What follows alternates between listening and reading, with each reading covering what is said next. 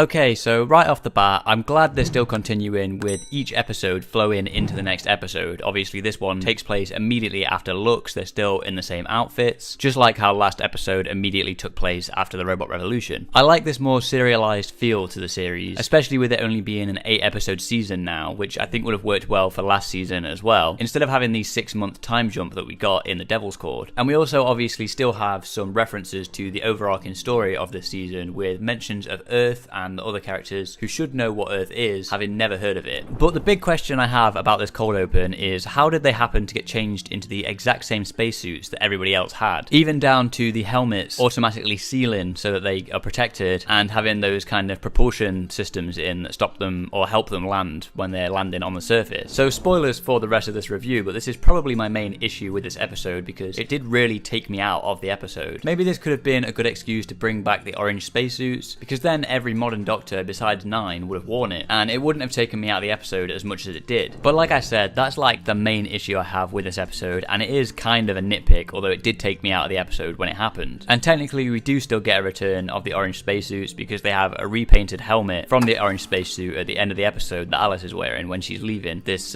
colony mine. Also, the placement of the titles felt a bit off and abrupt to me. I can't really explain why, it just felt a bit sudden and out of place. But I suppose there isn't really anywhere else they could have put the titles in this episode, unless maybe they saved it for the reveal in the middle of the episode, which would have been a very interesting idea, but it probably would have worked even less, as the rest of the episode would have felt like it wrapped up a bit too quick if they did that. So I suppose there wasn't really anywhere else they could have put the titles, but the placement of it did seem a bit weird to me. Obviously, Varada Sethu is still great as Belinda in this episode. I've been really enjoying her as a character so far. I think she's a great companion. We obviously get more of her wanting to get home, but now trusting the Doctor more, as well as more mentions of her parents back home, which we got last episode as well. And this episode is a great chance to show Belinda's nursing skills, but there is a moment where the Doctor diagnoses someone instead of her doing it, which I thought was a little bit odd. I also think this is a great opening to the episode. It starts as just a mysterious horror base under siege episode, kind of like the Alien movies or The Thing or something like that. And if the reveal of this episode hadn't been leaked, that would have made the reveal feel even more shocking, as this episode would have maybe seemed more by the numbers than it actually was.